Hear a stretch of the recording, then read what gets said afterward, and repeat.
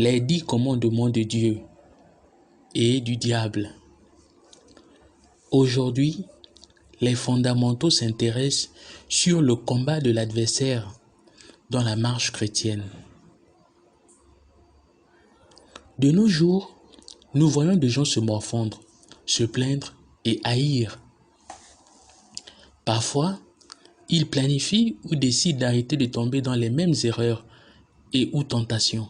Ça peut être l'alcool, le vol, la pédophilie, l'idolâtrie, l'impudicité, l'infidélité, l'adultère, la masturbation, etc.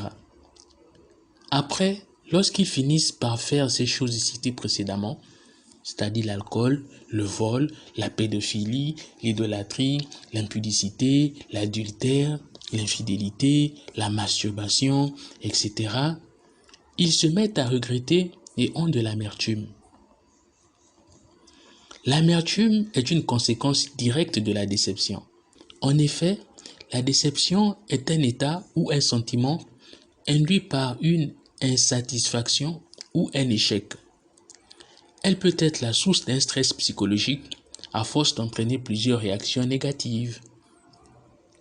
Les individus ayant expérimenté une déception à de nombreuses reprises peuvent souvent passer d'un état optimiste à celui de pessimiste, au dépend des conséquences psychologiques que cela a engendrées. C'est pourquoi, pour une bonne marche chrétienne, il est important de connaître la stratégie de son ennemi pour la contrecarrer. Pour rappel, Satan est l'imitateur, le copieur, le singe de Dieu. Dieu a sa Trinité, Dieu le Père, Dieu le Fils, Dieu le Saint-Esprit. Les trois sont un. Satan n'a pas de Trinité, mais il a créé un concept similaire.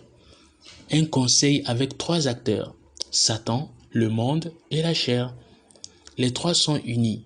Quand vous servez l'un, vous servez l'autre.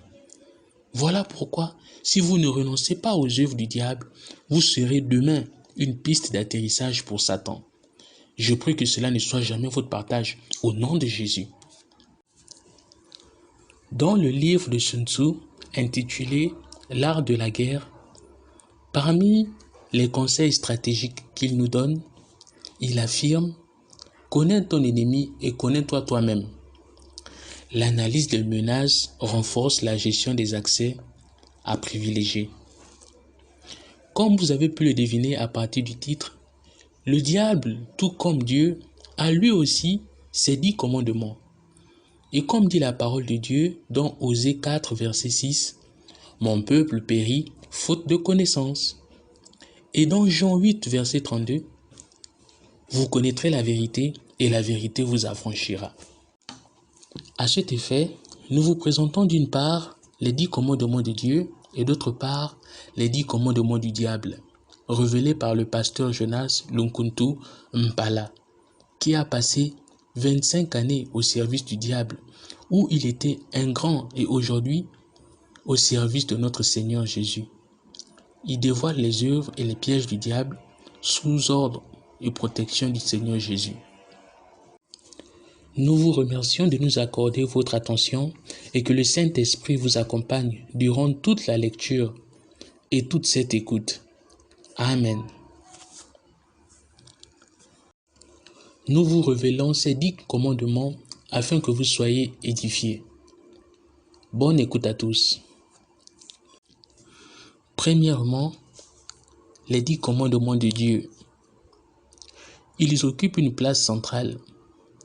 Les 4 premiers commandements sont relatifs à notre relation avec Dieu. Et les 6 suivants sont relatifs à notre relation avec notre prochain. Ainsi, les commandements sont 1. Tu n'auras pas d'autre Dieu que moi. 2. Tu ne feras pas d'idole ni de représentation quelconque de ce qui se trouve en haut dans le ciel, ici-bas sur terre, ou dans les eaux plus bas que la terre. 3. Tu n'utiliseras pas le nom de l'Éternel ton Dieu pour tromper ou de manière abusive, car l'Éternel ne laisse pas impuni celui qui utilise son nom pour tromper. 4. pensez à observer le jour du repos ou sabbat et faisons un jour consacré à l'Éternel. 5. Honore ton père et ta mère afin de jouir d'une longue vie dans le pays que l'Éternel ton Dieu te donne. 6. Tu ne commettras pas de meurtre. 7. Tu ne commettras pas d'adultère. 8. Tu ne commettras pas de vol. 9. Tu ne porteras pas de faux témoignages contre ton prochain. Enfin, 10. Tu ne convoiteras pas la maison de ton prochain. Tu ne convoiteras ni sa femme, ni son serviteur, ni sa servante, ni son bœuf, ni son âne, ni rien qui lui appartienne. Voici maintenant les 10 commandements du diable. Pour information et pour rappel, quand vous voulez combattre un adversaire, il est vraiment indispensable de le connaître, ainsi que ses ruses et ses stratégies. Et quand vous les découvrez, vous utilisez des armes adéquates.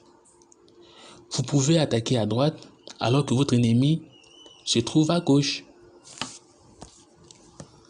Et dans ce cas, c'est difficile de l'atteindre. Pour cela, il faut que vous découvriez le diable et son organisation. Ainsi, nous allons vous présenter les 10 commandements du diable. Selon le pasteur Jonas, un ancien serviteur du diable qui a fait 25 ans dans le satanisme approfondi, vous soyez édifiés et que vous sauriez si le diable contrôle vos vies ou non. Ensemble que le diable, il est l'ennemi de l'humanité entière. Amen. Ça, vous allez trouver dans Apocalypse 12, verset 17. Amen, amen.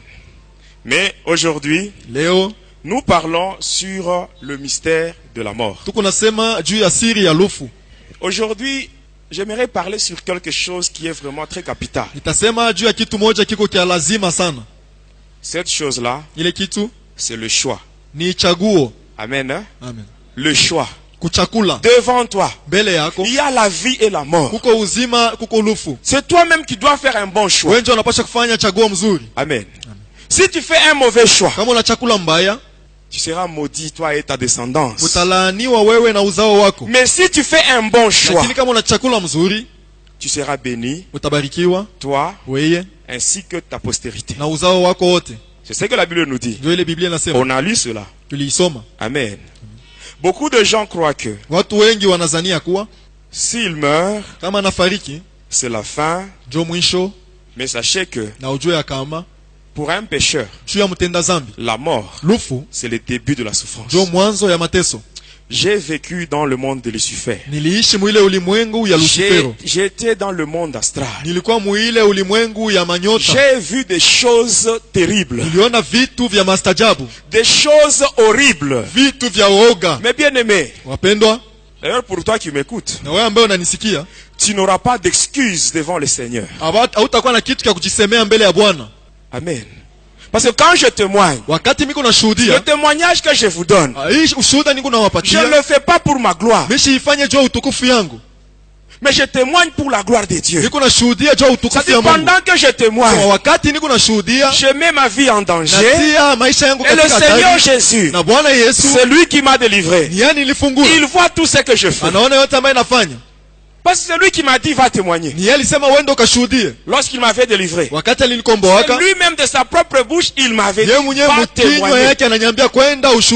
Parce que moi je n'ai pas été délivré par un homme. Il n'y a aucun pasteur qui avait imposé sa main sur ma tête pour que je sois délivré. Moi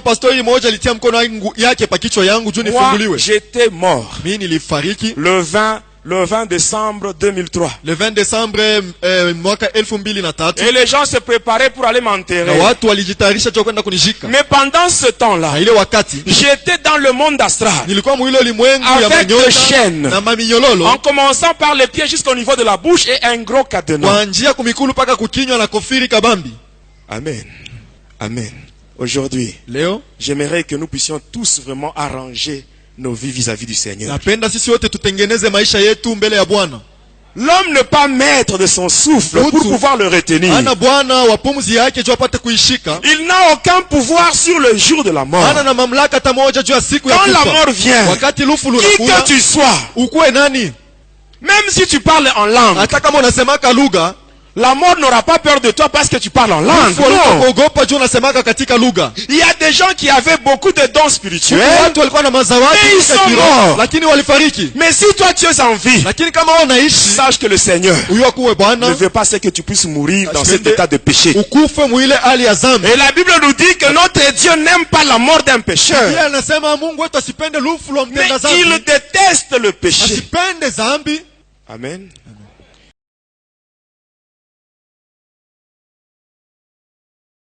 Il nous avait donné les 10 commandements. Et je vais vous donner tous les 10 aujourd'hui. Si tu as un cahier, tu écris les 10 commandements. Amen. Hein? Et tu sauras si le diable contrôle ta vie ou pas. Premier commandement de Lucifer. Ne permettez pas aux chrétiens de prier et de jeûner. Même ici, ce n'est pas tout le monde qui aime la prière. Ce n'est pas tout le monde qui aime le jeûne ici. Amen. Amen. Amen. Amen. Or la Bible nous dit ceci. Dans 1 Thessaloniciens chapitre 5 verset 17. La Bible dit priez sans cesse. Et pour ceux qui est du jeûne, sachez qu'il y a des démons têtus qui ne partent pas facilement. Et pour ces démons-là, il faut seulement le jeûne.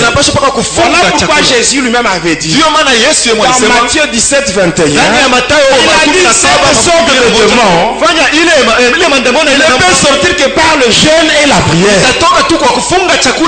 Dans le jeûne, il y a la puissance.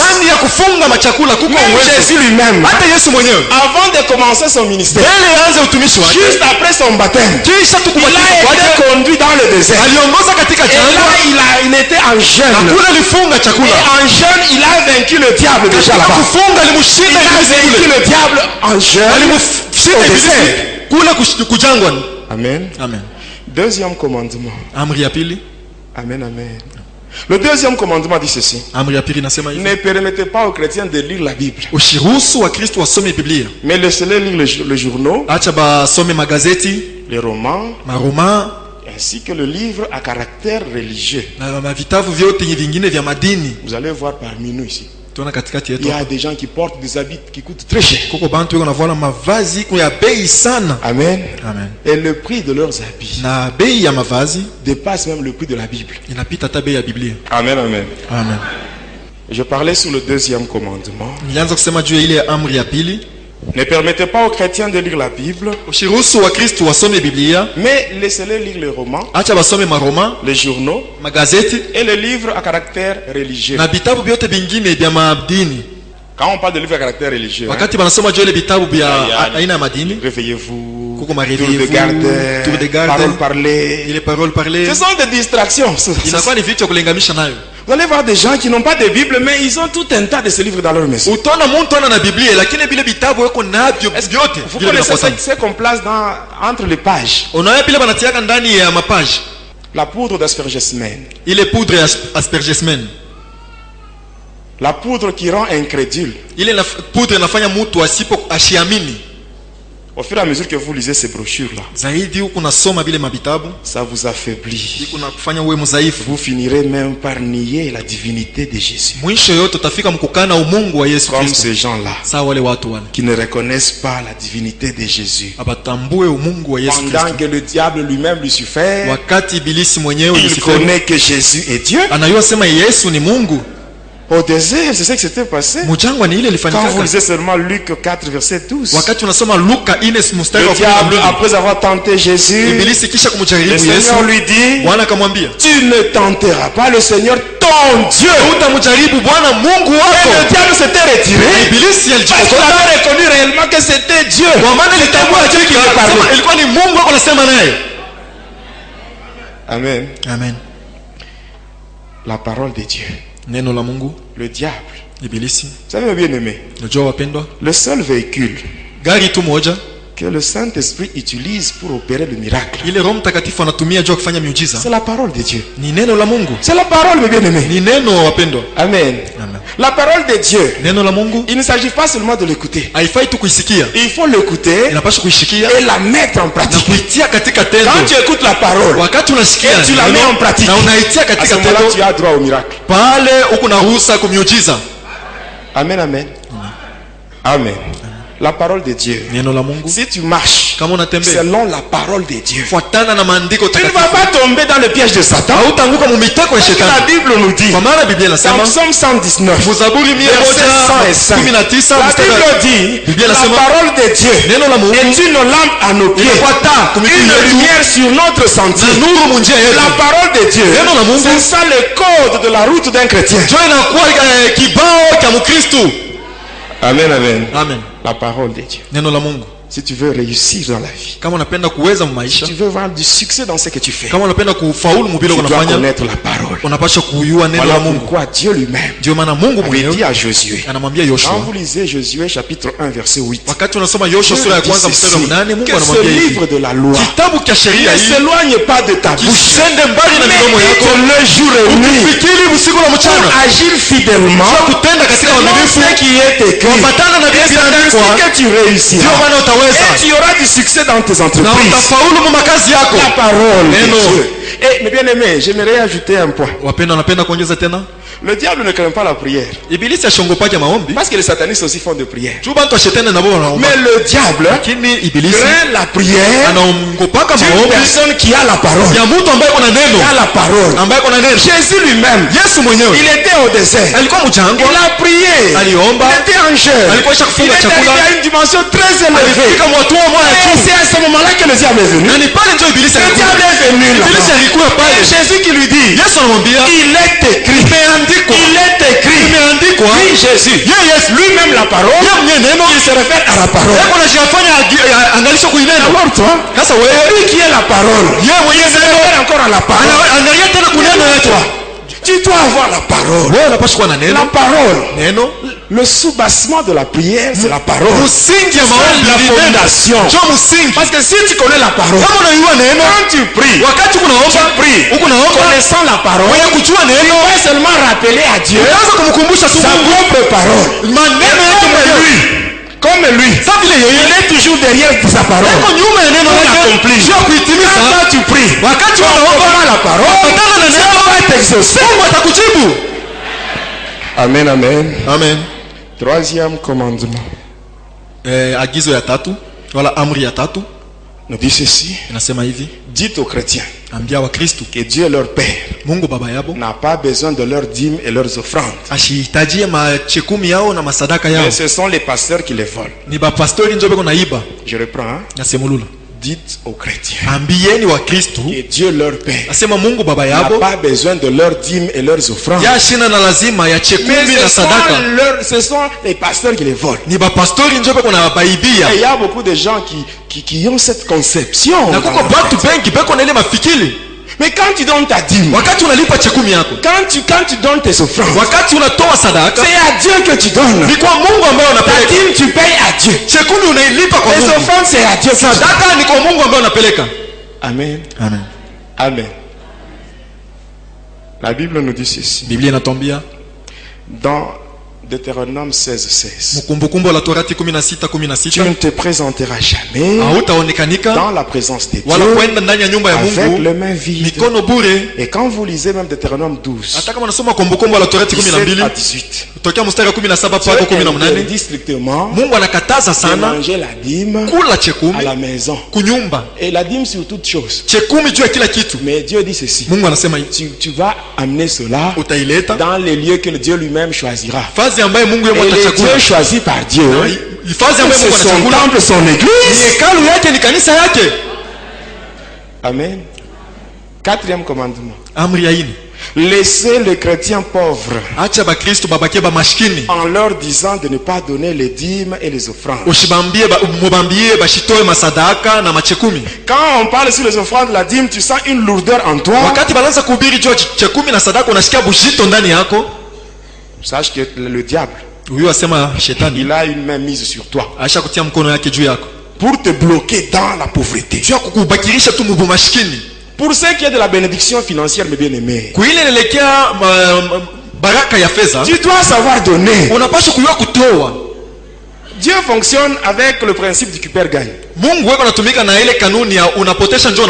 Amen.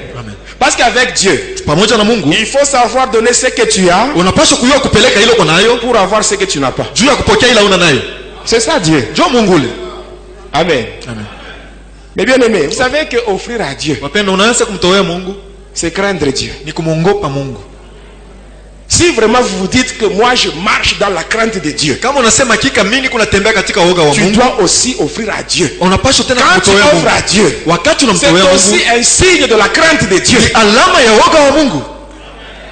Quand Abraham avait offert Isaac, qu'est-ce que l'ange lui avait dit? Quand vous lisez Genèse 22, verset 12, l'ange dit à Abraham, il dit ceci: maintenant, je sais que tu crains Dieu. Je sais que tu crains Dieu parce que tu ne m'as pas refusé ton fils, ton unique fils. Et Dieu ajoute en disant par la bouche de l'ange, il dit ceci: à cause de ce que tu as fait, moi Dieu, je jure par moi-même, parole de l'Éternel, je jure que te bénirai, je multiplierai ta descendance comme les étoiles des cieux, comme le sable qui est au bord de la mer. La Bible nous dit, mes bien-aimés, quand nous lisons Proverbe 3, verset 9 à 10, la Bible dit ceci: honore l'Éternel avec tes biens et les prémices de tout ton revenu. C'est ainsi que tes greniers seront remplis d'abondance. Vous voyez l'histoire là de la parabole de l'enfant prodigue. Il a demandé à son père. Il a demandé sa part. Cela, c'était pas un problème. Mais le grand problème, c'est quoi? On lui a donné sa part. Mais en partant, il est parti avec deux parts. Le 9/10 qui était à lui et le 1/10 de Dieu. Quand il est parti avec ça, et là, directement, le diable lui a suggéré des idées pour abîmer tout ce qu'il avait. Quand tu donnes ta dîme, qu'est-ce qui se passe? Dieu va te donner maintenant des idées pour fructifier ce que tu as. Il ne va pas se limiter là. Il va même menacer celui qui va chercher à toucher à ta bénédiction. Il a dit que je menacerai celui qui dévore. Amen, amen. Bon, comme le temps file, je préfère que nous arrêtions d'abord aujourd'hui par le 4e commandement. Demain, on termine avec les autres commandements. Que mon Dieu vous bénisse.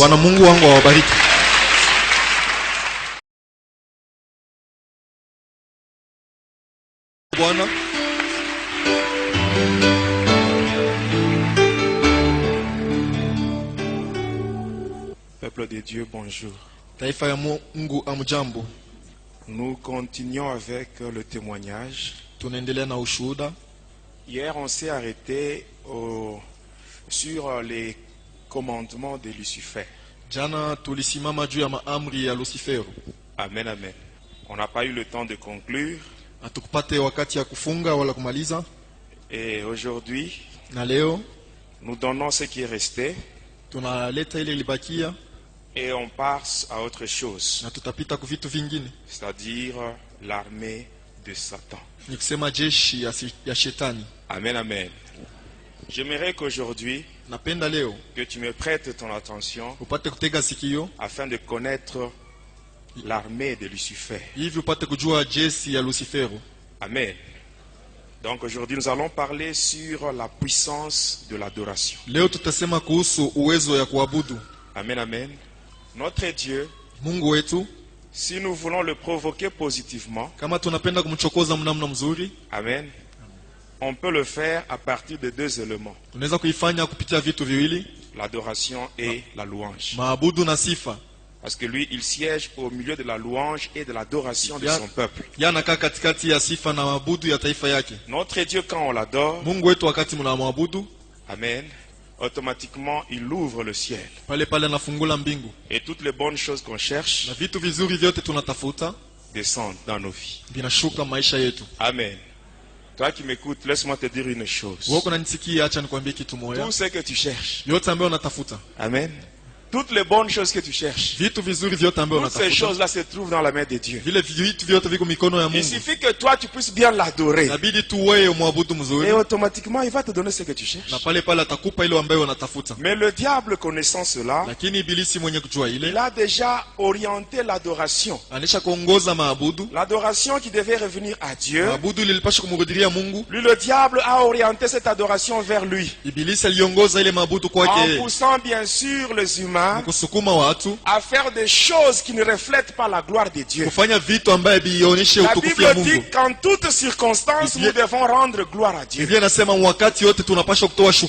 quand tu observes bien ta vie, tu vas te rendre compte que ce que tu fais, la manière dont tu vis, ton comportement ne reflète pas la gloire de Dieu. Amen.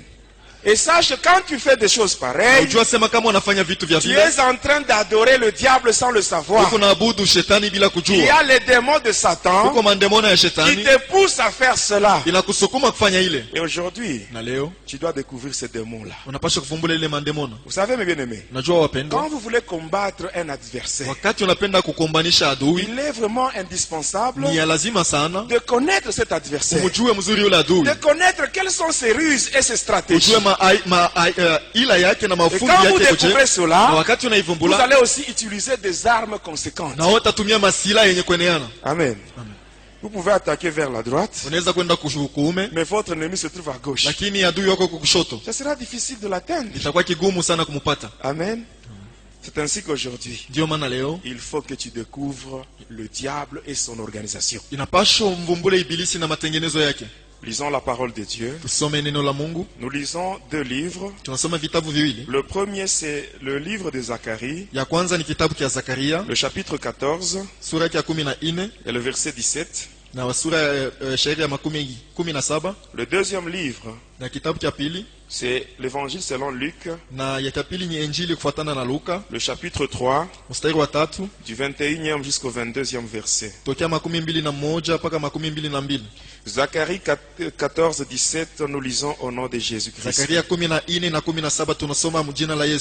S'il y a des familles de la terre qui ne montent pas à Jérusalem pour se prosterner devant le roi, l'Éternel des armées, la pluie ne tombera pas sur elle. Luc 3, 21 à 22, nous lisons au nom de Jésus-Christ.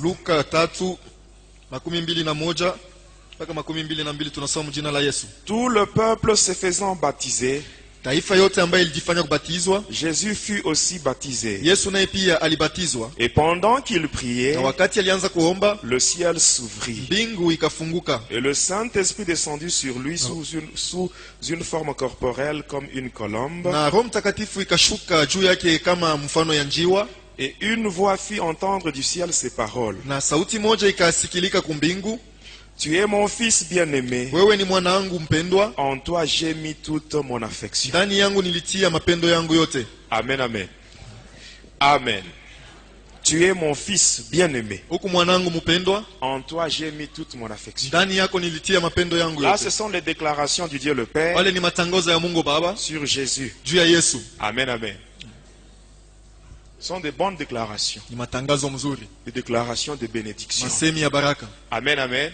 Ces déclarations-là qui avaient été prononcées sur Jésus sont aussi valables pour nous. Parce que lorsque nous recevons Jésus-Christ, nous devenons enfants de Dieu, nous devenons des héritiers de Dieu et les co-héritiers de Christ.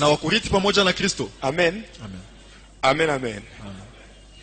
J'aimerais que Dieu puisse faire aussi de bonnes déclarations sur toi ce soir. Napenda Mungu afanye tena matangazo mzuri juu yako magharibi ya leo. Parce que la Bible dit Kwa clairement, maana Biblia inasema wazi ces wazi, déclarations-là ile masemi ont été prononcées ilitangaziwa après la prière. kisha maombi. Pendant qu'il priait, Wakati alianza kuomba, le ciel s'ouvrit. mbingu ikafunguka. Amen. J'aimerais que ton adoration, Nzania sasa mabudu l'adoration yako, de cet après-midi, mabudu yako magharibi ya l'adoration leo, de ce soir, mabudu yako que magharibi cette ya leo, adoration ile mabudu puisse ouvrir le ciel. ifungule mbingu. Et que les bonnes déclarations venant de Dieu Na masemi mzuri ya kutoka kwa Mungu soient prononcées sur ta vie. itangaziwe juu ya maisha yako. Même si tu cherches le mariage, Hata kama uko unatafuta ndoa, la fécondité, uzao, le travail, kazi, toutes ces choses-là vile vitu se vyote trouvent dans la main de Dieu. viko ndani ya Dieu mkono wa est Mungu. capable de te donner Mungu cela anawezaje kukupa si tu hivyo l'adores comme il faut. kama unamwabudu vile na stahili? Amen. Amen. Aujourd'hui, le diable n'aura plus d'adoration. Leo ibilisi asitapata maabudu. Ce n'est que notre Dieu, lui seul, qui sera adoré ce soir. Mpaka Mungu wetu peke yake ataabudiwa magharibi ya leo. Parlons d'abord sur les commandements. Tuseme kwanza juu ya maamri. J'ai donné le 4 premier. Jana nileta ile maamri ine ya kwanza. Et ici, j'insiste sur le premier commandement. Hapa mimi nakazisha juu ile amri ya kwanza. Il dit ceci: Nasema hivi, ne permettez pas aux chrétiens de prier et de jeûner. usiruhusu Wakristo waombe na wapate kufunga chakula. Ça, j'ouvre seulement une petite Ile parenthèse. nafungula tu kamkaguo kaloko. Quand vous prenez la Bible, Wakati unachukua Biblia, dans la version Les Saintes Écritures, traduction du Monde Nouveau, mu matafsiri yake maandiko takatifu yenye kutafsiriwa mui wakati ya mpya. Amen. Amen. C'est-à-dire la Bible de témoins de Jéhovah. Ukisema ile Biblia ya watemwe de Jehova, Vous prenez ce premier commandement. unachukua ile amri ya kwanza. Ici, il est question de la prière et du jeûne. Hapa inaelekea maombi na kufunga chakula. Quand vous lisez la Bible, Wakati unasoma Biblia, vous êtes dans Matthieu 17, 21. huku Mathayo 17:21, Là, le Seigneur Jésus parle sur le jeûne et la prière. pale Bwana Yesu anasema kuhusu kufunga chakula na maombi. Quand vous prenez cette Bible-là, Wakati unachukua ile Biblia, vous allez voir que ce passage ne se trouve pas dans cette Bible. utaona sema ile usomi haina ndani ya ile Biblia. Allez vérifier. Mwende mkangalishishe. Amen. La Bible où c'est écrit le Saintes Écritures, traduction du Monde Nouveau. Ile Biblia banandika les Saintes Écritures, traduction du Monde Le Nouveau. passage là, Matthieu 17, 21. Ile usomi Mathayo Où Jésus dit que 17 cette sorte de démon ne sort que par le jeûne et la ile prière. Yesu anasema ima ndemona hivi inatoka paka kufunga chakula na maombi. Vous allez voir que dans cette Bible-là, Utaona sema ile Biblia, ce passage n'existe pas. ile usomi hainamo. Et à cette place, il y a juste un trait. Na pa ile fasi tu panakuwa kistari. Allez vérifier. Mwende Et mkangalishishe. ça va, c'est encore une preuve. Inakuwa tena ni jaribu. Amen. Qui montre clairement que cette secte-là n'appartient pas à Jésus. Inaonyesha sema ile dini haina ya Yesu. On était sur le 4e commandement. Tulikuwa juu ya amri ya ine. Le 4e commandement dit ceci: Ile amri ya ine nasema, laissez les chrétiens pauvres acheni Wakristo wabakie maskini, en leur disant de ne pas donner les dîmes et les offrandes. mkuambia wasilete machekumi na kutoa masadaka. C'est ce qu'on a dit hier. Ndio ile tulisema jana. C'est par là qu'on s'était arrêté. Ndio pale tulisimamia. Et toujours en rapport avec ce commandement, Paka kufuatana na ile amri, le diable, ibilisi il pousse même certaines personnes vers la malédiction anasukuma hata watu wengine kulaana à partir des offrandes. kupitia matoleo. Au moment des offrandes, Wakati ya sadaka, ce qui est important, ile inakuwa ya lazima. ce n'est pas de se tenir debout et venir mettre quelque chose dans le panier. Haina tu kusimama buima na kwa kutia kitu moja Mais ce mkitunga. qui est important, c'est de savoir qu'est-ce que je mets dans le panier. Ya lazima ni ya kujua ni nini ambaye miko natia La mkitunga. Bible dit, Biblia inasema, dans Malachie chapitre 1 verset 14, Malaki ya 14, la Bible dit, Biblia inasema, maudit soit le trompeur alaaniwe ule anadanganya. qui a dans son troupeau un mâle, Ule katikati ya zizi yake iko na kondoo mais qui mwanaume, sacrifie à l'Éternel une bête chétive. lakini anamtolea Bwana nyama moja wa kilema. Il y a des gens qui offrent même des faux billets dans l'église. Kuko batu wanaleta hata makuta yenye kuharibika ya mubaya mkanisa. Vrai ou faux? Il y a des gens, Kuko watu il peut avoir dans sa poche, ndani ya mfuko yake il a par exemple 5000 francs. anaweza kuwa na 5000 Au francs, moment des offrandes, il prend 200. wakati ya kutoa sadaka analeta Ou bien 200 500 francs, c'est ce qu'il donne à Dieu. au 500 ndio ile anamtolea Là, Mungu. vraiment, tu t'attires la malédiction. Pale kuna jikokotea laana. Amen. Amen, amen. Ça, c'est toujours en rapport avec le 4e commandement. Hapa ni kulinganisho tu na ile amri ya 4. Le 5e commandement Amri ya 5 dit ceci. nasema, Ça, c'est le diable qui nous disait cela. huyu ni ibilisi alianza kutuambia, Allez propager la haine entre le chrétien mwende mkazambalakishe chuki katikati ya Bakristo et les divisions dans les églises na kugawanyana katikati ya kanisa Ce sont des choses que nous voyons. Ni vitu ambavyo tunaona. Vous allez voir Mtaona des gens watu d'une même communauté, bamuzehebu moja, d'une même église, bamukanisa moja, une même paroisse, kanisa moja, mais qui ne s'adresse pas à la parole. lakini abasumburi yake. Est-ce que je mens? Eti mina landa. Et on s'est dit chrétien. Lakini anajiita Mkristo. Mais Jésus dit ceci. Yesu anasema hivi. Quand vous lisez Matthieu 5, wakati unasoma Mathayo 5, 23-24, Jésus dit ceci. Si tu présentes ton offrande Yesu devant anasema l'autel, wakati unaenda kupeleka sadaka et yako que tu te rends compte que tu as des conflits avec quelqu'un, na unatambua kuwa huku katika rentre matatizo na d'abord mtu te mmoja, réconcilier. kwenda mbele mpatane, Et ce n'est qu'après na nikisha yake tu que ton offrande sera vraiment agréée par Dieu. jo sadaka yako itakubaliwa kwa Mungu. Amen. Si tu ne fais pas cela, Kama ufanye ile, tu perds ton temps. unapotesha wakati yako. Amen. Jésus nous dit encore Yesu anatuambia tena dans Jean 15-12, Yohane il 15:12, dit, aimez-vous nasema les uns les mpendane autres wamoja na comme wengine moi je vous ai sasa vile aimé. mimi niliwapenda. Et l'apôtre Paul nous dit, Na mtume Paulo quand nous anasema lisons Romains 13, wakati verset tunasoma 8, wa Roma il dit ceci, 13:8, ne devez rien à personne si ce n'est de vous aimer les uns les autres. nasema msikuwe na ndani ya mtu kama isipokuwa tu ya kupendana wamoja na wengine. Pour le problème de haine entre le chrétien, Juu ya mambo ya chuki katikati ya le diable, Wakristo, il aime ça. ibilisi anapenda ile. Il aime ça. Anapendaka ile. C'est là où il y a le ministère du serpent. Jo mule munakuwa siri ya ule nyoka. Le ministère. Munakuwa ile utumishi ya ule nyoka. Et là, le diable utilise beaucoup les mamans. Na pale ibilisi anatumia sana wa mama. À partir de la calomnie et la médisance. Tokea mambo ya kushimangana na kutetana. Vous voyez un serpent. Unaona nyoka. Quand un serpent est à un point, Kama nyoka iko mkona il moja, veut atteindre un autre point. anapenda kufika mwile ngambo Est-ce nyingine. que ce serpent-là va suivre une trajectoire droite? Eti ule nyoka tetemba tu mustari yenye kunyoloka. Même si le point est devant lui. Hata kama ile nukta iko kumbele yake. Amen. Est-ce que le serpent Eti nyoka va suivre une trajectoire droite? atafuata tu njia yenye kunyoloka. Par contre, il va faire une ligne qui est brisée. Kini ataanza kwenda munamna moja ya kukunjama. Amen. C'est comme ça que le diable travaille. Ndio vile ibilisi anatumikaka. C'est-à-dire, vous verrez certaines personnes, Sema utaona watu wengine, certaines mamans, wa mama wengine, elle va chez celle-ci, elle part. anaenda kwa huyu anasema hivi. Elle va chez une autre, elle part. Anaenda kwa ule anasema tena Elle hivi. parle, Anasema, elle part. anasema, Maintenant, ces gens-là, sema wale watu, avec qui elle a parlé, wale ambaye lorsque sumbuya na ces gens vont se confronter, wakati watapatana wale il y aura watu, des problèmes très sérieux. kutakuwa Il mambo y a ya des nguvu mamans sana. qui sont spécialistes dans ces domaines-là. Mungu ba mama banakuwa bakajua ile mambo vile. C'est le diable. Ni ibilisi yule. Amen. Pour ce qui est de division, Juu ile ne likia mambo ya c'est kugawanyana. un principe du diable, diviser pour Ni régner. kanuni ya ibilisi ya kugawanya watu juu ya kutawala.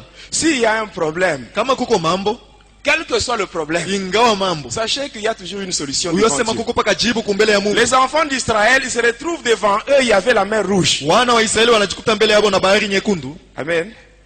Derrière eux, il y avait l'armée de Pharaon. Nyuma yao kulikuwa jeshi ya Ils ne Farao. savaient pas quoi faire. Abakujua ni nini Et batafanya. comme Dieu était avec eux, Sasa vile Mungu alikuwa pamoja il a nao, donné une solution. aliwapatia jibu.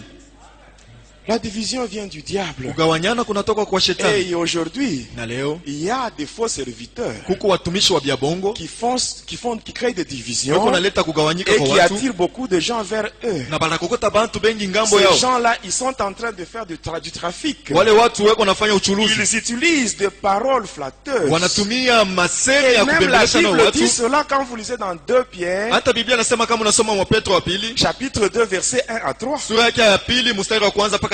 Vous allez lire cela à la maison. Mutaisoma kunyumba. Passons au 6e commandement. Tupite ku amri ya sita. Le 6e commandement de Lucifer dit ceci. Amri ya sita ya Lucifer inasema, Ne permettez pas aux chrétiens de prêcher, ushiruhusu wa Kristo wahubiri, d'enseigner kufundisha et de témoigner la gloire de Dieu. na kushuhudia utukufu ya Mungu. Pour ce qui est de prêcher et enseigner, Kwa ile inaelekea kuhubiri na c'est kufundisha en rapport avec ce qui est dit dans Romains 10, verset 17. ni kuambatana na ile inaandikwa mwa Roma 10 mstari wa Où la 17. Bible nous dit que Kila la Bible foi vient inasema, de ce qu'on entend. Imani inatoka kubile Et tunasikia ce qu'on entend vient de la na parole de bile Dieu. tunasikia binatoka kwa neno la Ainsi Mungu. le diable, Vile shetani il ne veut pas que les enfants de Dieu soient enseignés. apende watoto wa Mungu Il ne wafundishwe, veut pas qu'on puisse prêcher aux enfants de Dieu. apende bahubiri kwa Parce watoto wa que s'ils Mungu. sont enseignés, Kama s'ils wanafundishwa, reçoivent des prédications, kama wanapokea ils mahubiri, seront affermis dans la foi. watashikamishwa Or, ndani ya une imani. fois qu'on a la foi, Japo kama uko na imani, psychologiquement, on peut facilement résister au diable. On peut être agréable dans la présence de Dieu si on a la foi. Ainsi qu'il nous a envoyés dans les églises pour troubler les enseignements ainsi que les prédications. Et je vous avais expliqué comment on arrivait à lier la langue des prédicateurs. C'était en rapport avec le 6e commandement. Mais pour ce qui est du témoignage, parce que le 6e commandement dit ne permettez pas aux chrétiens d'enseigner, de prêcher et de témoigner la gloire de Dieu. Mais pour ce qui est du témoignage, ici j'insiste, le témoignage, il n'y a pas un petit et un grand témoignage. Amen. Il n'y a pas de petit et de grand témoignage. Quand on témoigne ce que Dieu a fait, ça c'est un signe de reconnaissance. Quand je témoigne, je suis reconnaissant pour ce que Jésus a fait pour moi. La délivrance que Jésus m'a accordée, il me l'a accordée gratuitement. Je n'ai pas payé. Mais c'est par la grâce. Et je dois témoigner pour marquer ma reconnaissance. Il y a des gens parmi nous. Jésus a déjà fait beaucoup de choses pour eux. Mais ils n'ont jamais témoigné. Tu étais malade. Tu es guéri. Mais c'est Jésus qui t'a guéri. Pourquoi ne pas témoigner ça? Tu étais à la maternité. Tu as donné naissance à un enfant. Pendant qu'il y avait encore d'autres femmes qui étaient parties à la maternité avec toi. Mais ces femmes sont mortes pendant l'accouchement. Mais toi, tu es sorti de là vivant. Mais pourquoi ne pas témoigner ça? Tu étais malade. Tu étais malade. Tu es allé à la pharmacie. Tu as payé des médicaments. Une autre personne avait la maladie comme toi. Et cette personne est allée à la pharmacie. La personne a payé le même médicament que toi. Toi, tu as pris cela. Ton corps est soulagé. Tu es guéri. Mais l'autre personne n'a pas trouvé la guérison. La personne est morte. Pourquoi ne pas témoigner? Vous croyez que c'est seulement les satanistes qui ont le droit de témoigner? Amen.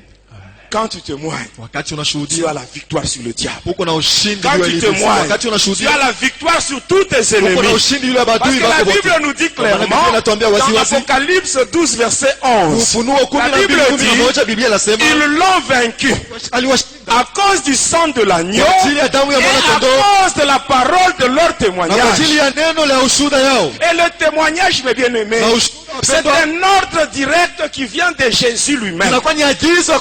C'est ce que Jésus lui-même avait dit. Quand on lit Actes des Apôtres, chapitre 1, verset 8. Jésus lui-même dit ceci. Vous recevrez une puissance. Le Saint-Esprit survenant sur vous, vous serez mes témoins. En commençant par Jérusalem, la Judée, la Samarie et jusqu'aux extrémités de la terre. Amen. Maintenant le problème. Tu as quel témoignage dans ta famille? Tu as quel témoignage dans ta rue, dans ton avenue, dans ton quartier? Peut-être c'est à l'église qu'on te connaît comme un chrétien. Sur le lieu de travail. Tu as quel témoignage? Par tes actes là. Qu'est-ce que tu as comme témoignage? Amen. On peut témoigner Christ même au travers des actes. À partir de mon comportement, je peux témoigner Christ.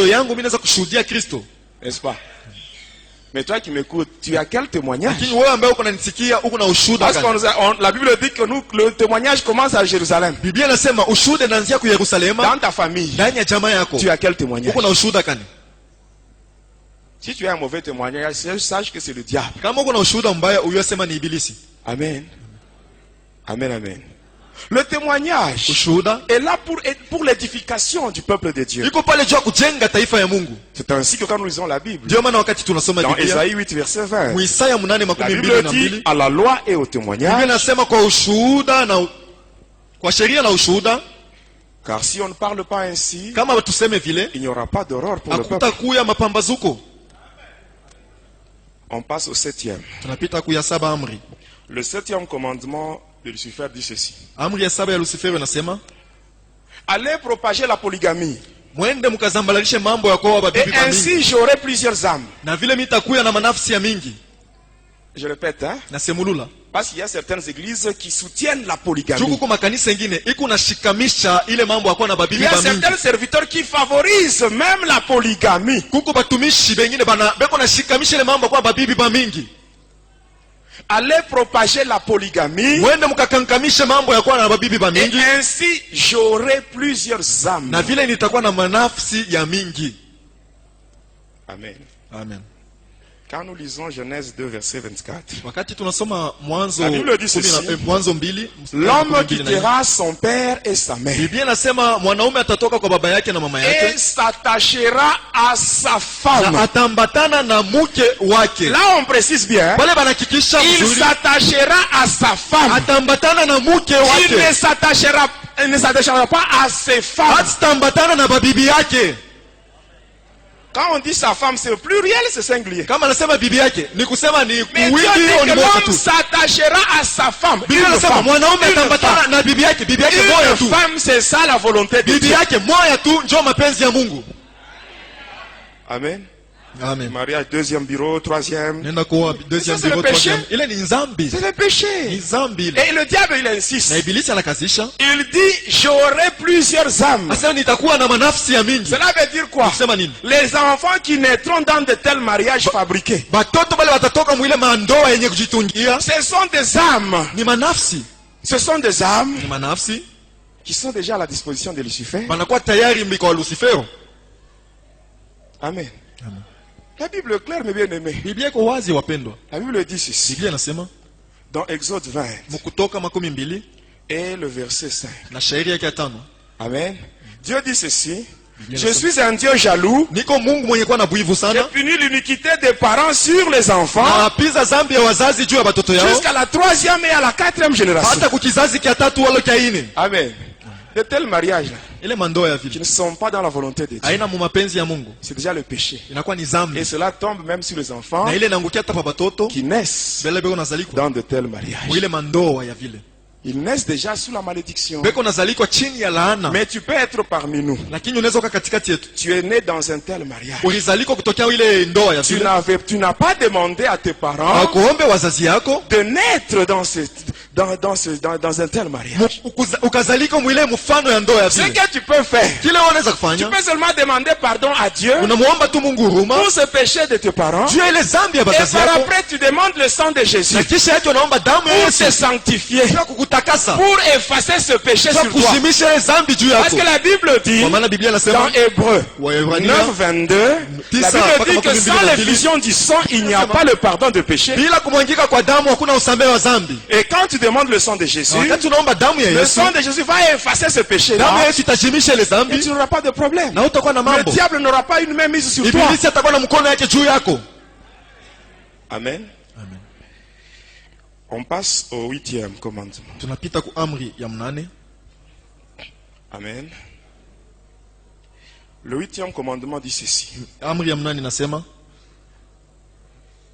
Soumettez le chrétien à l'adoration des images et des idoles. utiishe wa Kristo kuabudu mapicha na masanamu. Vous allez voir certains chrétiens Wa Kristo wengine qui ont dans leur maison beko mu manyumba yao des images na mapicha d'un faux Jésus Yesu moja hivi kibambashi avec un cœur rouge. na roho ya mwekunda hapa. Il y en a d'autres qui ont des photos dans leur maison Wengine beko na mapicha mu nyumba yao. où il y a une certaine Marie. Kuko Maria Celle-là, hein, ule ce n'est pas la mère de Jésus. aina mama yake ya Yesu. Celle-là, c'est Marie Marguerite. Ule ni Marie Margei. Marie, Maria qui avait donné naissance à l'enfant Jésus. ule lizalaka mtoto Yesu Elle est déjà morte. asha kufariki. Et toutes ces bêtises qui se font Na hii mamiza yote kunafanyika dans cette religion-là, mu ile dini que vous connaissez bien. ile ambayo mnayua. Marie, elle ne connaît même pas ça. Maria yiwe ile bitu. Elle ne connaît pas. Yashibiu Elle aussi, elle attend l'enlèvement. yeye naye kunachunga kunyanyuliwa. Je vous dis la vérité. Na miambia bya kweli. Bon, si on me donne la permission, Kama bana niruhusu je vous parlerai sur la magie sainte. Nitamizungumzia jua ile uchawi takatifu. La magie sainte n'est autre que la magie catholique. Uchawi takatifu iko kitu kingine isipokuwa ile uchawi ya Bakatolo. La Bible dit ceci. Biblia inasema, maudit soit l'homme alaaniwe mtu qui retient la vérité captive. Anakamata ukweli anaifunga. Amen. Amen. Moi je connais la vérité sur le catholicisme. Et si je ne vous parle pas de cela, je serai maudit. Amen. Pour éviter la malédiction, dans les jours qui vont suivre, je vais vous parler sur la magie sainte avec toutes les précisions. Amen. Amen. Parce que moi j'ai été initié dans cette magie par un prêtre catholique de nationalité espagnole. Il était de nationalité espagnole. Il était de la congrégation des Pères Blancs. Et c'est celui-là qui m'avait initié dans la magie sainte. J'avais même rencontré Marie dans le monde Armstrong. Le monde Armstrong, c'est ce qu'on appelle en d'autres termes le domaine marial. On parlera de toutes ces choses. Je sais que parler sur le catholicisme, amen, hein? Amen, c'est provoquer une guerre. Parce que le catholicisme, c'est tout un gouvernement. Beaucoup de satanistes se cachent dans l'église catholique. Et ces gens-là, ils vont chercher à me combattre. Je n'ai pas peur. Je sais une chose. Tant que la mission que Jésus m'a donnée, tant que cette mission n'est pas encore arrivée à la fin, quoi que l'on fasse contre moi, je ne mourrai pas. Je ne mourrai pas. Je sais et j'ai la foi. La Bible dit, si Dieu est pour moi, qui sera contre moi? Ils me feront la guerre, mais ils ne me vaincront jamais. Jamais. Vous savez qu'on a déjà tiré sur moi? L'année 2005, ici à Lumbashi. On a déjà tiré sur moi. Et bien aimé, notre Dieu, il est fidèle. La Bible dit, le malheur atteint souvent les justes, mais l'Éternel l'en délivre toujours. Tel que je suis, je connais le diable. Je l'ai déjà servi pendant 25 ans. Je sais ce qui se passe après la mort. Si une personne meurt dans le péché, je sais ce qui se passe après. Et je fais de tout mon mieux pour éviter le péché. Et tel que je suis, j'ai l'assurance. Si je meurs, je n'irai pas chez Satan. J'irai dans les lieux de repos. J'irai me reposer. Je n'ai pas peur de la mort. Vous savez, un enfant de Dieu ne peut pas craindre la mort. Parce que pour un enfant de Dieu, la mort c'est juste un sommeil. Et lorsque la trompette va sonner, tu vas sortir pour rencontrer le Seigneur dans les airs. Pourquoi tu as peur de la mort? Si tu as peur de la mort, quelque part dans ta vie encore de péché. Bon, même si tu as peur de la mort, est-ce que tu es éternel? Et alors? Mieux vaut mourir pour Jésus. Parce que même si tu crains la mort, même si tu te caches, même si c'est toi qui as des grands médecins, sache que la mort, lorsqu'elle viendra, tu n'auras même pas un mot à dire. Alors pourquoi tu préfères mourir dans le péché? Demain, nous allons parler sur le mystère de la mort. Je vais vous parler sur ce qui se passe après la mort. Beaucoup de gens croient que si je meurs aujourd'hui, c'est la fin. Mais moi, je te dis la vérité. Si tu meurs dans le péché, sache que c'est le début de la souffrance. On parlera de cela demain. Mon souci à moi, c'est que toi qui m'écoutes, que tu abandonnes la vie de péché. Le péché, c'est ce qui donne l'accès au diable dans ta vie. Le diable trouve sa force dans le péché. Et même la Bible nous dit que l'aiguillon de la mort, c'est le péché. Amen. On parlait sur le 8e. Le 8e commandement. Soumettez le chrétien à l'adoration des images et des idoles. Vous allez voir dans certaines maisons, vous allez trouver des crucifixes avec un Jésus mort à la croix. Nous ne refusons pas Jésus. Il était à la croix, c'est vrai. Mais il n'est plus à la croix. Il a déjà quitté la croix. Il y a plus de 2000 ans, il n'est plus à la croix. Quand nous voyons la croix, ça symbolise seulement la victoire. La victoire de Jésus. Amen. Mais on ne doit pas mettre des histoires sur la croix. Quand il y a des images, des images taillées, des histoires dans des maisons, des idoles, ce ne sont pas ces choses-là qui peuvent vous protéger. Même si vous avez une photo d'un faux Jésus au mur, ne croyez pas que les sorciers auront peur de vous à cause de ces images. Ces images-là permettent aux sorciers de descendre et d'entrer facilement dans la maison. J'avais parlé de ça ici. Comment on descendait dans les maisons lorsqu'on était encore sorcier. J'avais expliqué ça ici. Ces choses-là, c'est l'idolâtrie. C'est l'idolâtrie. Et Dieu n'aime pas l'idolâtrie. Voilà pourquoi Dieu lui-même dit ceci. Dans Exode 20, verset 4. Il dit ceci. Tu ne te feras jamais des images taillées, ni des représentations quelconques.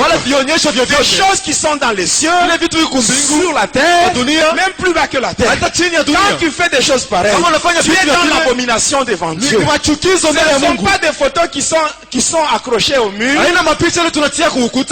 qui vont te donner la protection. Mais c'est Jésus qui protège. Et Jésus, le Seigneur Jésus, quand il protège, nous n'avons pas besoin de le mettre au mur. Il faut qu'il soit en nous. Il faut qu'il soit en nous. Voilà pourquoi Paul nous dit ceci. Quand on lit Galates 2 verset 20, Paul dit ceci: j'ai été crucifié avec Christ. Si je vis, ce n'est plus moi qui vis, c'est Christ qui vit en moi. 9e commandement. Le 9e commandement comporte 2 volets. Le premier volet dit ceci: soumettez les chrétiens ou l'humanité entière au culte des ancêtres. Le culte des ancêtres. Amen, amen. Amen. Amen. Le culte des ancêtres. Je peux vous donner un exemple terre à terre. Quelque chose qu'on peut me négliger. Amen. Hein? Amen. C'est un exemple. Il y a certaines personnes, quand elles sont en train de manger, commettent une erreur par imprudence, il y a une boule qui tombe. Vous savez ce qui se dit après? Hein? On dit, ce sont les ancêtres. Et on prend même le condiment, on ajoute. Amen, amen. Mais quand vous même après 5 minutes, vous verrez que la boule est toujours là. Il y a même des fourmis qui sont déjà là. Alors tes ancêtres à toi sont des fourmis. Amen. Ça c'est le diable. Je vous donne un autre exemple. Amen. L'adoration, donc le culte des ancêtres. Comment est-ce que le diable travaille dans ce domaine-là? Au sein de l'église. Le tribalisme.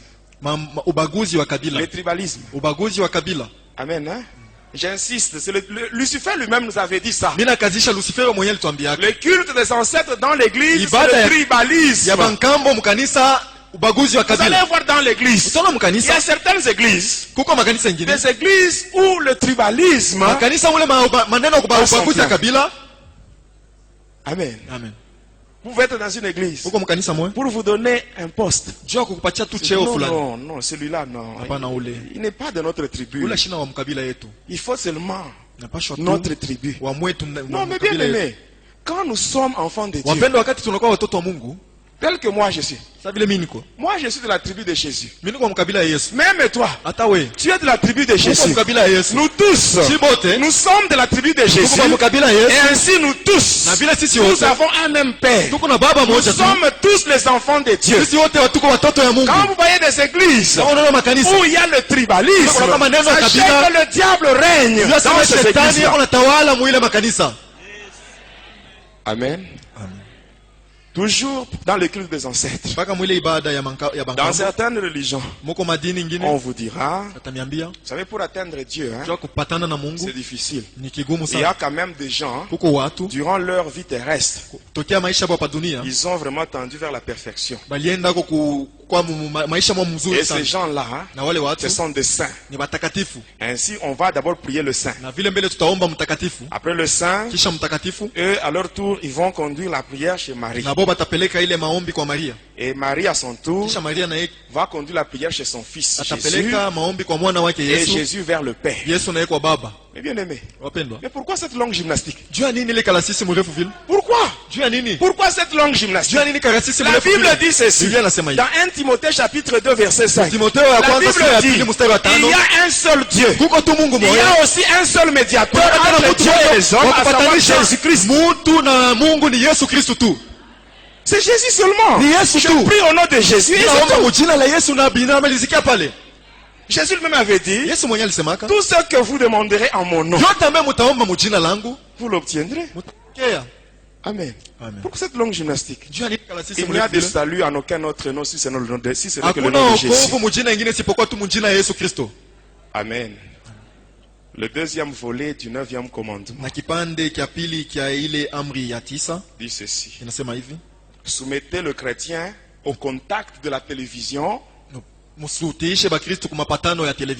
Et ainsi, ils ne peuvent pas résister à la tentation. Déjà, quand je parle de ça, tout le monde est d'accord. Est-ce que je me trompe? Le diable nous avait dit, soumettez le chrétien au contact de la télévision. Et ainsi, ils ne peuvent pas résister à la tentation. Regardez vous-même la jeunesse d'aujourd'hui. La jeunesse d'aujourd'hui est détruite à cause de la télévision. Vrai ou faux? On cherche à être vedette. Parce que j'ai vu tel musicien. On cherche à s'habiller de n'importe quelle manière. Parce que j'ai vu à la télé. Amen. Nous ne devons pas regarder n'importe quoi. Heureusement, Dieu nous a fait grâce. Il y a des chaînes chrétiennes. Nous pouvons suivre des chaînes chrétiennes au lieu de nous intéresser à des futilités. Mais bien aimé, nous sommes des enfants de Dieu. Nous sommes dans le monde, mais nous ne sommes pas de ce monde.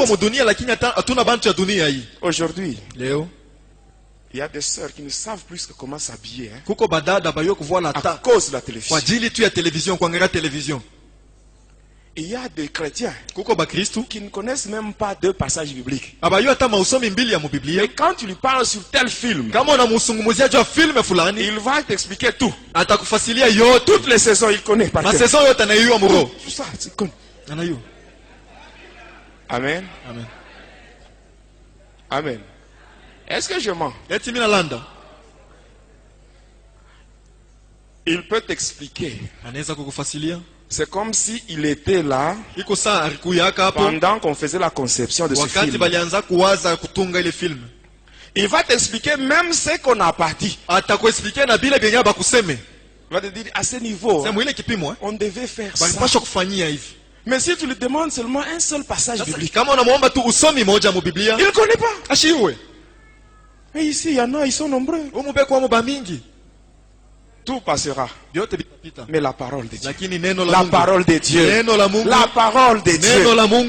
Mais elle va demeurer éternellement. itabakia milele. Mais toi tu donnes l'importance à des choses éphémères. Wako nalipatia lazima vitu vya wakati ndogo tu. Mais tu négliges Lakini la unabeula parole qui donne la vie. neno ambayo inaleta La uzima. parole qui guérit. Neno La inaponyesha. parole qui sauve. Neno La inaokoa. parole qui bénit. Neno La ambayo parole qui inabariki. délivre. Neno Ça tu inakufungula. négliges. Mais Unaizarau. dans les 24 heures chrono, tu es le numéro 1. Lakini mu 24 heures kono na yo Dans ma le saison prison yote break, bro. tu connais tout. Prison break njo tushiseme. Même les Na yo saisons qu'on yote. est en train de préparer. Na ma saison ile beko Tu connais natayarisha. même, tu expliques même ce qu'on n'a pas encore montré. Huko nafasi ile bila bayaonesha. Eh bien aimé, Wapendwa, faites attention. kebange. Amen. Amen. Il n'y a pas seulement ça. Hakuna tu paka ile. Il y a les films. Kuko mafilme, Le film Karishika. ile mafilme karishika. Beaucoup de gens croient que ces films-là, Kuko batu wengi banazania sele mafilme, ce sont des films de chrétiens. ni mafilme ba Kristo. Mais ceux-là qui tournent ces films, ce ne sont même pas de chrétiens. Wale batu wengi wanafanya ile mafilme bana ta ba Kristo. Je vous dis la vérité, ce ne sont pas de chrétiens. Na miambia ukweli abana ba Kristo. Qui a déjà donné sa vie au Seigneur Jésus en suivant seulement le film de Karishika. Nani sha kutowaka maisha yake kwa Kristo mkufuata tu filme ya karishika. Ces films-là, Ile mafilme on les voyait déjà dans le monde de Satan. tulianza kuionaka mu ulimwengu ya shetani. Dans ce monde, c'est arrivé vers les années 99-2000. Mu hii ulimwengu ilifika mu 99 Déjà 2000. l'année 1994, on voyait cela dans le département du prince Talos. Mu 1994 tulianza kuiona mu ile kikosi ya ule mfalme mtawala Talos. Le prince Talos, c'est ce démon-là qui joue une influence négative sur sur toutes les personnes qui portent le nom de Guilain. Ule mtawala Talos ni ule kunafanya vitu vibaya mu watu wote wanachukua ile jina ya Gilen. Le nom de Guilain, j'insiste. Nakazisha jina ya Gilen.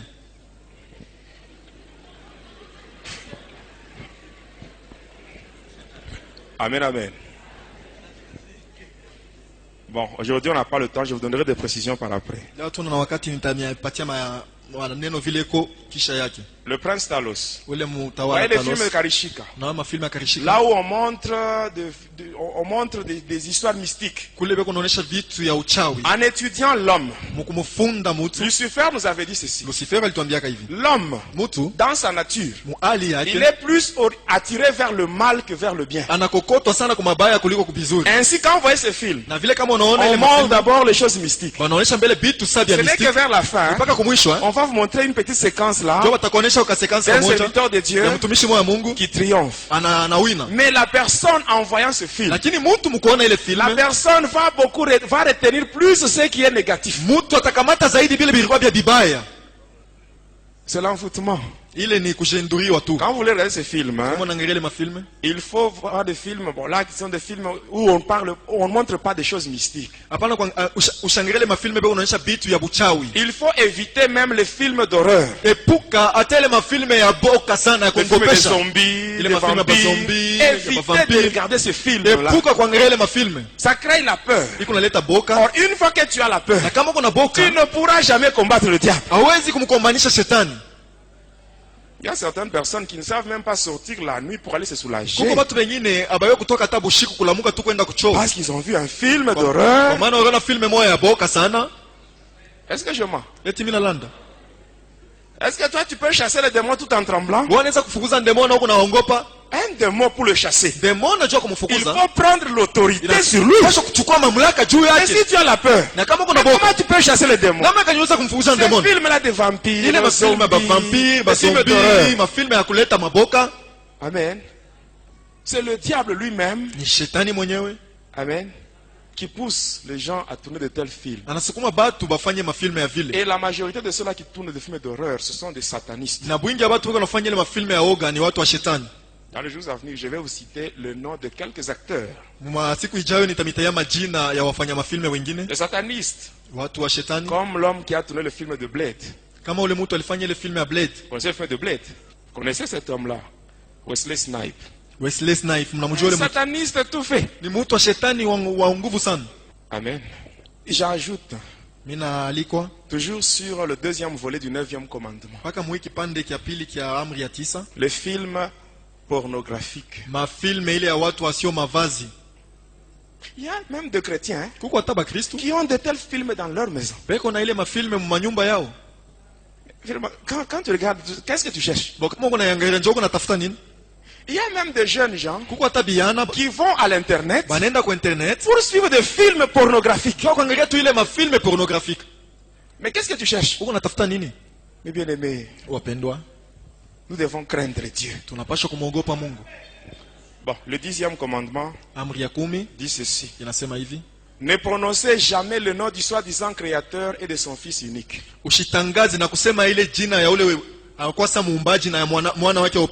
Pourquoi cela?